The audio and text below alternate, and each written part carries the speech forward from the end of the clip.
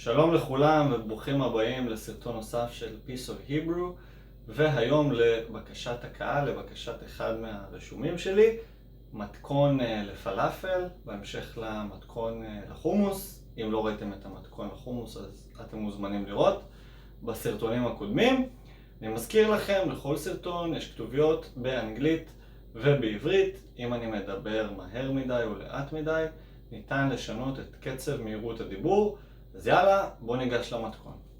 בואו נעבור ביחד על המרכיבים של המתכון, את כל הכמויות והמתכון עצמו. אני אשים לכם בתיבת המידע. אז יאללה, בואו נראה מה יש לנו. יש לנו קילו חומוס מושרה ללילה. עכשיו שימו לב, אני אתקרב קצת כדי שתראו. יש לחומוס כמו זנבות קטנים כאלה. זה אומר שהנבטתי אותו. איך מנביטים? זה נורא פשוט. קודם כל, לא חייבים להנביט, אפשר רק להשרות ללילה ולעשות את המתכון אותו דבר. מה נותנת לנו ההנבטה? ההנבטה בעצם הופכת את החומוס כמו כל קטניה אחרת, חומוס הוא ממשפחת הקטניות, הופכת את החומוס ליותר בריא, יותר קל לעיכול. תהליך לוקח בערך 3-4 ימים, זה לא קשה. אני אראה לכם רגע בזריזות איך לעשות את התהליך, זה נורא קל. אחרי שהשרתם את החומוס ללילה, שופכים את המים למסננת, אוקיי? למסננת, ואז בבוקר ובערב שוטפים את החומוס טוב לגמרי, ואחר כך מסננים במסננת, שומרים את החומוס מכוסה במקרר, בקיץ במקרר, בגלל שהחומוס הוא מאוד רגיש, הוא יכול להתקלקל בקלות. אנחנו שומרים אותו במקרר, ככה מכוסה במגבת, וחוזרים על התהליך בבוקר ובערב למשך 3-4 ימים. אם אתם חיים במדינה שלא כל כך חם אצלכם, שלא כל כך חם כמו ישראל, אפשר לעשות את זה גם בחוץ, על השיש, אבל בגלל שבישראל עכשיו מאוד חם, החומוס פשוט יתקלקל מהר, ולכן אני מעדיף לעשות את זה במקרר. זה אומנם לוקח קצת יותר זמן, וזה דואג שהחומוס לא יתקלקל. ברגע שאתם רואים שחומוס הוא עם זנב קטן כזה, זה אומר שהוא הפך לנבט, שהוא נבט, ואפשר להתחיל. לא חייב. אפשר גם אותו דבר אגב בחומוס, אפשר להנביט קודם, זה קצת מקצר את התהליך של הבישול, וגם החומוס יותר קל לעיכול. חוץ מזה, יש לנו כוסברה, חשוב, פטרוזיליה, שום, סומסום, שאגב מסומסום גם מכינים טחינה, טחינה זה 100% סומסום, פלפל שחור, כמון, יש לי פה כמון שצריך לסיים, וכמון חדש. מי מאיתכם שלמדו כלכלה, אתם בטח מכירים את עיקרון הפיפו, first in first out, אז פה אנחנו דואגים לזה גם בבית. מלח, כוסברה טחונה, שימו לב, זה גרגרי כוסברה טחונים, לא עלי כוסברה יבשים. אחלה טבלה. סודה לשתייה, חשוב לא לוותר על זה, אחרת הפלאפל יוצא יבש. אתם לא רוצים את זה, אז סודה לשתייה. ובצל, 2 בצלים. 2 בצלים גדולים, 3 קטנים, פחות או יותר. ובואו ניגש לעבודה. נשטוף את הכוסברה והפטרוזיליה במים. שים את הכוסברה ואת הפטרוזיליה. שימו לב שהפטרוזיליה כשרה, חשוב מאוד, כשר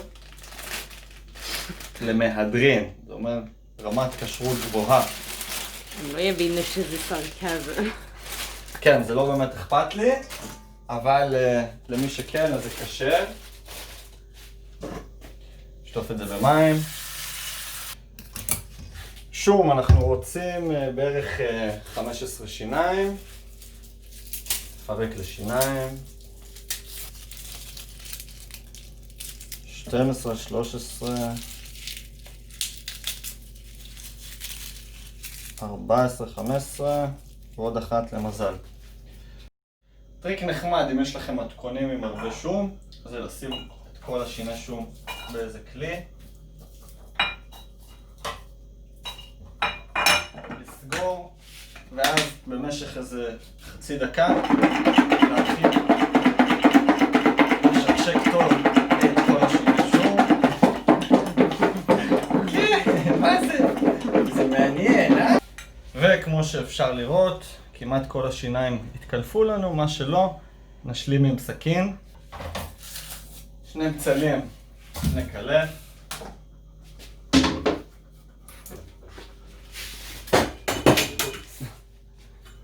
הכל בסדר.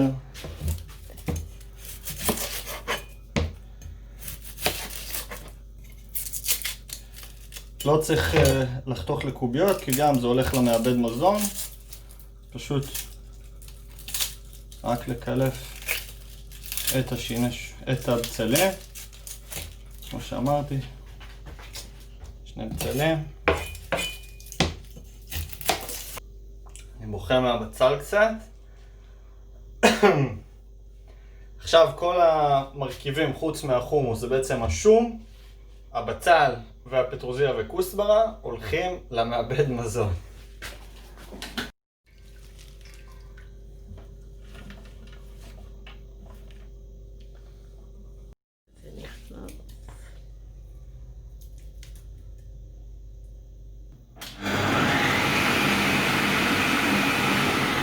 נכניס עכשיו את החומוס גם.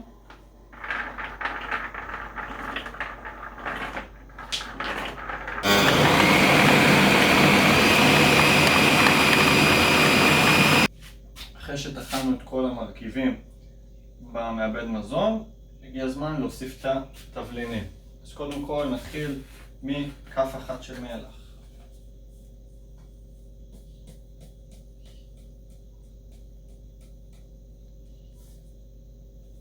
עוד קצת. מלח. פלפל שחור, חצי כף.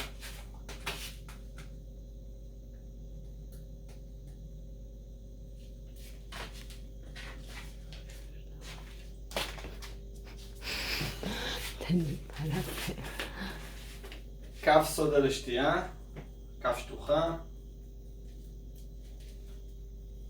סודה לשתייה, 4 כפות כמון. יש לנו את הכמון שצריך לסיים, הוא יהיה כף אחת,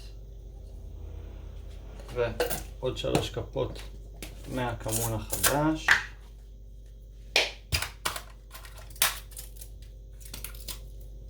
אני מת על כמון.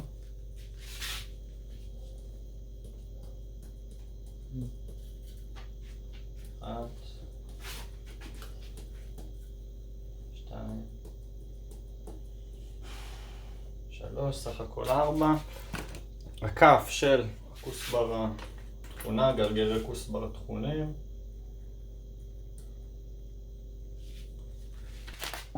שלוש כפות סומסום. אפשר גם קצת יותר. סומסום זה טוב. ועל כל הסיפור הזה אני שם בערך חצי כוס מים.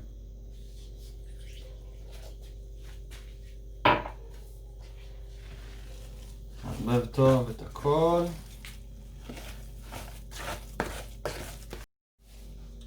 אחרי שסיימנו לערבב, לפני ההכנה עצמה, נעביר את זה לשבת משהו כמו שעה במקרר, כדי שיתייצב, ואחר כך אפשר לעבור לשלב ההכנה הסופית. ביי ביי פלאפל. אחרי שהתערובת של הפלאפל ישבה לנו שעה במקרר, אנחנו עכשיו נכין מזה כדורים, כמו קציצות קטנות כאלה, ונשים את זה בתנור. בדרך כלל פלאפל אנשים מטגנים, אבל אנחנו מעדיפים לאפות גם כזה יותר בריא, וגם כי עכשיו לטגן לכל החברים שלנו שבאים אלינו עכשיו זה סינג'ור לא נורמלי, אז גם יותר מהיר, גם יותר בריא, אז בואו תראו עכשיו איך עושים קציצות מפלאפל, מכניסים אותם ל-20 דקות לתנור, ל-200 מעלות צלזיוס, ואז זה מוכן. יאללה, בואו תראו.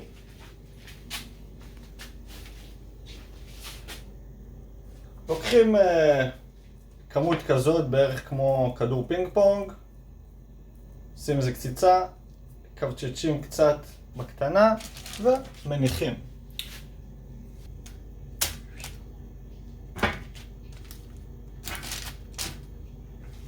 עכשיו, אחרי שהכנו את הקציצות של הפלאפל, כמו שאתם רואים פה, אנחנו נמרח אותם קצת בשמן. אל תפחדו לפנק בשמן, זאת אומרת לשים הרבה, כדי שהפלאפל לא יצא לנו יבש ויהיה עסיסי. אז על כל קציצה אני שם כמות יפה של שמן קנולה, ואחר כך אנחנו נכניס את הכל לתנור.